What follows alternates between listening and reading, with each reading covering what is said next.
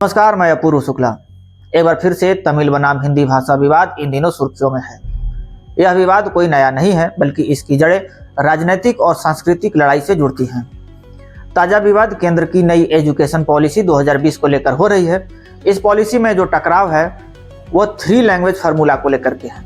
इस 3 लैंग्वेज फार्मूले को लेकर तमिलनाडु के मुख्यमंत्री M.K. स्टालिन ने कड़ी आपत्ति जताते हुए हिंदी भाषा को थोपने का आरोप केंद्र सरकार पर लगाया है।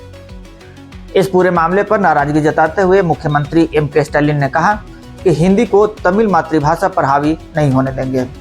आगे उन्होंने साफ किया कि एक और भाषा युद्ध के लिए तमिलनाडु तैयार है।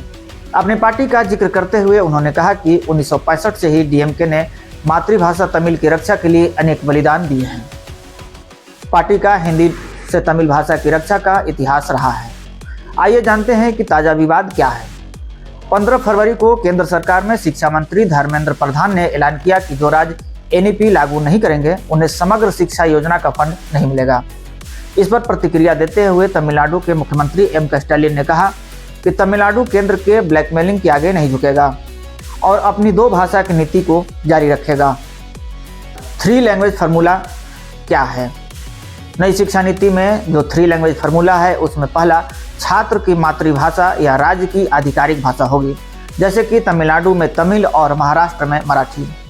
दूसरा फार्मूला है, राज्य अपनी पसंद की भाषा चुन सकता है, लेकिन केंद्र हिंदी को प्रोत्साहित करता है। अब तीसरा फार्मूला जिस पर तमिलनाडु सरकार को आपत्ति है, अंग्रेजी या कोई अन्य भाषा होगी। हिंदी भाषा राज्य की तीसरी भाषा और कोई अन्य भारतीय भाषा हो सकती है।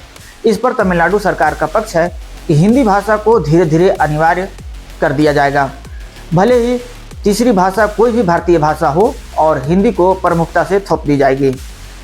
इस पूरे मामले पर प्रधानमंत्री का बयान आया है। PM मोदी ने कहा है कि भारत की भाषा हमेशा से एक दूसरे को प्रभावित और समृद्ध करती है। लोगों से अपील करते हुए उन्होंने कहा कि किसी भी भाषा के खिलाफ न जाएं, बल्कि भाषाई एकता को बनाए रखें। तमिलनाडु में 2026 में विधानसभा के चुनाव होने हैं। चुनाव से पहले भाषा विवाद एक बार फिर से राजनीतिक माहौल को गर्मा दिया है। विवाद को और भी विस्तार देते हुए तमिलनाडु के मुख्यमंत्री M.K. स्टालिन ने साफ तौर पर कहा कि नई शिक्षा नीति का फंड 2000 करोड़ रुपए के स्थान पर अगर केंद्र 10,000 करोड़ रुपए का फंड देगी, तभी हम नई शिक्षा नीति को लागू नहीं करेंगे। देश दुनिया की बाकी खबरों को देखने के लिए देखते रहें स्टार भारत। धन्यवाद।